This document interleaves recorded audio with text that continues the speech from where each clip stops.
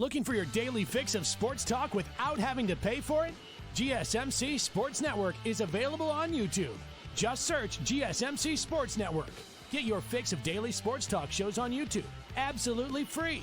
NFL, college football, NBA, MLB, MMA, UFC, fantasy football, and so much more.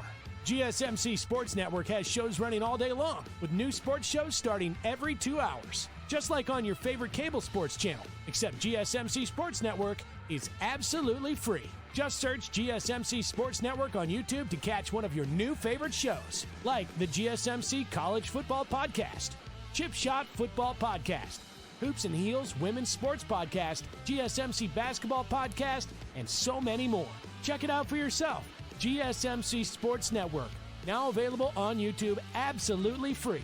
Search GSMC Sports Network on YouTube right now.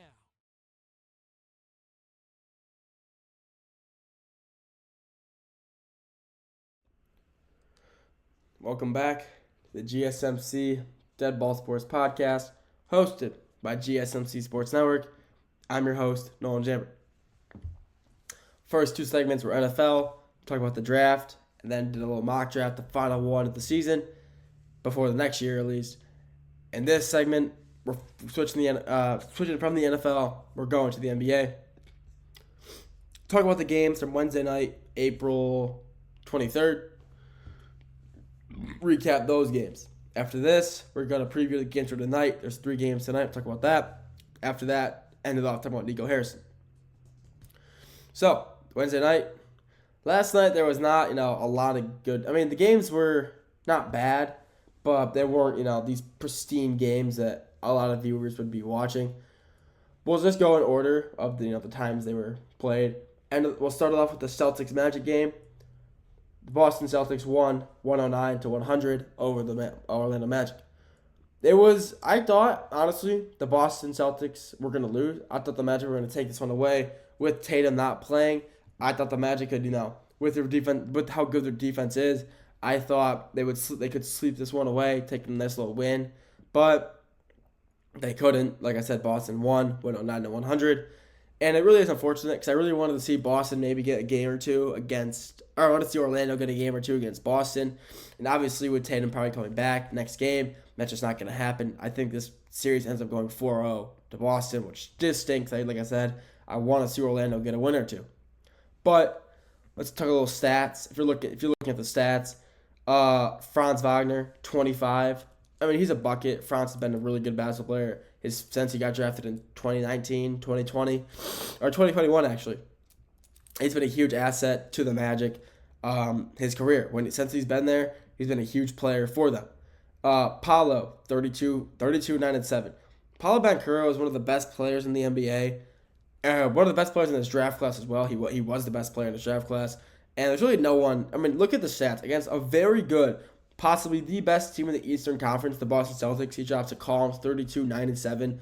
Almost a double-double. Close to a triple-double.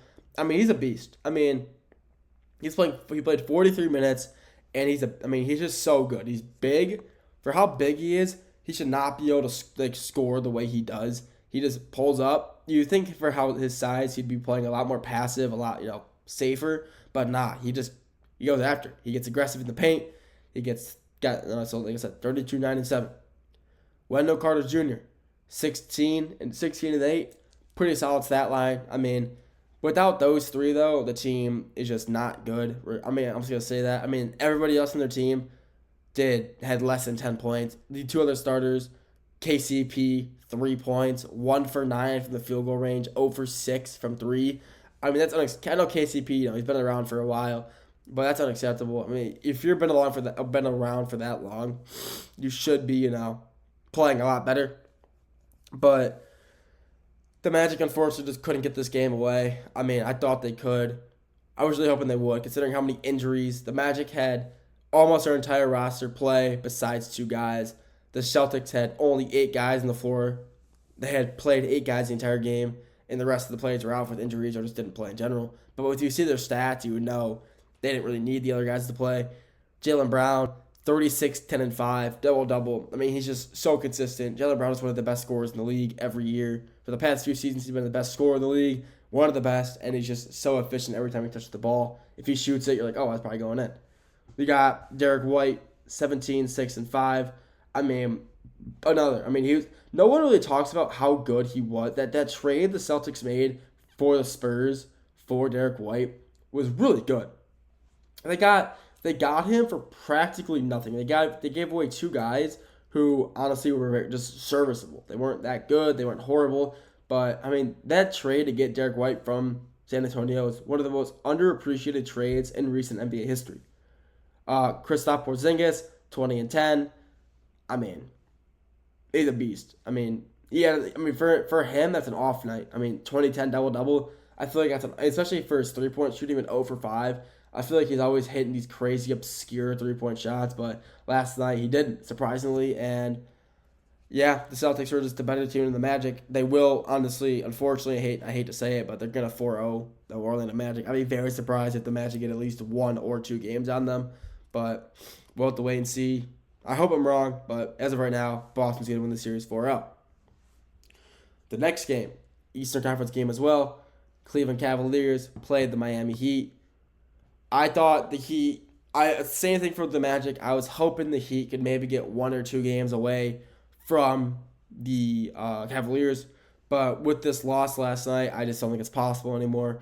The Cavs won 121-112, so it was only a 9-point loss, better than the 21-point loss the first game they played. But still, I mean, I was really hoping the Heat could get a game or two against the Cavaliers, and looking at it now, I just don't think it's possible anymore. I don't think it will happen. I mean, if you look at the stats, not only the stats, the gameplay as well, the Heat just aren't nearly, they just can't match up against the Cavs. They just aren't good enough to, unfortunately. But if you're looking, stat-wise, Andrew Wiggins, 10, Bam Adebayo only has 11. Double-double, though, 11 and 14 rebounds. I mean, he's averaging, his rebounds are insane. He gets so many rebounds every game, like 12-plus every game. He's a huge rebounder for him. But their second chance points, they just don't come through. They can't seem to score off it. So even with all those rebounds, they just can't seem to get, points after rebounds. Tyler Hero, another really good game from him, though. 33, 6, and 5. Still one of the best scorers. He's the best player. I'm going to say that right now. Best player on the Heat right now. Huge for them in the play-in. Dropped 37 and 36 both of his games. Excuse me. But, I mean, he's a phenomenal player. He's still playing really good. Will he get traded? There's speculation he might get traded, but I doubt it. I think the Heat just need one more Jimmy Butler type of player, and they'll be back to where they were, last year, 2 years ago, when they're making deep playoff pushes as an 8 seed. But Tyler Hero's phenomenal, and I don't see a reason why they should trade him. And you got the Cleveland Cavaliers. Talk about them now. I mean, they're just one of the best teams in the NBA. I still think the Celtics are better than them. In the Eastern Conference, I think the Celtics are better. But I mean, look at the points. Evan Mobley, 20 and 6, one of the best defenders in the league. Reason he's a nominee for DPOY. Phenomenal defender. He won Rookie of the Year in that 2021 class, and that's probably one of the best draft classes the NBA has seen in a while. And winning Rookie of the Year in that draft class is insane. I mean, it shows how good of a player he is and how well he's improved through his 3-4 seasons in the NBA. Donovan Mitchell, 30 and 6 and 6, another pure scorer. Darius Garland, 21, 2, and 9. One assist away from double-double. Excuse me. Max Strus, 14, 1, and 6. Pretty off night for Strus. He had 30 or 25 against the Heat in their first game. But he's still a phenomenal player. And the Cleveland Cavaliers, like I said, I wanted the Heat to get 1 or 2 games. But at this point, I think it's going to be a 4-0 sweep for both the Celtics and the Cavs. Final game from last night, Rockets-Warriors. The Warriors are in some trouble now with Jimmy Butler being out with his pelvic contusion. I forgot what it was. Something with his pelvics, and he could be gone. I mean, it's going to be either a bruise or like a fracture. If it's a fracture, he can be gone for a while. If it's a bruise, he can be gone for a game or two. But, I mean, that's a huge, huge loss for the Warriors. I mean, Jimmy Butler is one of the best players in NBA history when it comes to the playoffs. He just steps up and plays infinitely better come playoff time. And losing a player like Jimmy Butler to injury is a huge, huge loss to them. Yeah, they still have the greatest three-point shooter ever, Steph Curry. But without him, I mean, you really can't. The team, besides him, really isn't doing much. Draymond Green is getting too old. Yeah, he's still a good player, but dropping 8 points and 5 rebounds in a game is not going to cut it. Especially when you're getting 31 minutes, that just isn't going to do it. Steph 25-9, pretty calm night for Steph as well. Moses Moody 12-2, and when you got Brandon Podziemski, I cannot say his name, have 0 points. He had dropped zeros across the board on 14 minutes. And when you have a starter dropping 0 points, 0 rebounds, and 0 assists on 10 plus minutes, you're not going to win the game, unfortunately. And that's what they lost. They lost to the Rockets 109-94. If you look at the Rockets, they've been playing, they lost their first game, but last night they really took advantage of Jimmy Butler being out. We got guys, obviously, Alperen Sengun, 17 points and 16 rebounds. He's a beast. Sengun is a really, really good player, phenomenal player, and I believe the 2021 class, very underrated pick for them. Maybe he was 22. I forgot when he was drafted, but he's a phenomenal player. He could be an third-team All-NBA player. He's phenomenal. He is really good. Jalen Green, 38, one of the most athletic players in the NBA. Pairing a Jalen Green, like how athletic he is, with a Men Thompson's athleticism is a really scary thing for the league to see. They are a very young team, however, and they've been in the league a while. None of the players besides Uncle Jeff Green, their team is very young and are very new to the league. So them being in the 2 spot is really good for them. But the Warriors have been in this situation before. Everyone's doubted them, and they came back and won. So I had to watch out for the Warriors. One win isn't, it's going switching locations now, but one win for the Rockets isn't a stepping. It's not a guarantee they're going to win the series now. The Warriors, like I said, have been in very interesting spots before like this. So don't be surprised if they come back and get another 2-3 wins to clear off the series. That's all I got for that segment. Next segment, going to segment 4, preview the games for tonight. There's 3 of them. We'll talk about that. After that, Nico Harrison, we'll talk about him. We'll get to that after the break.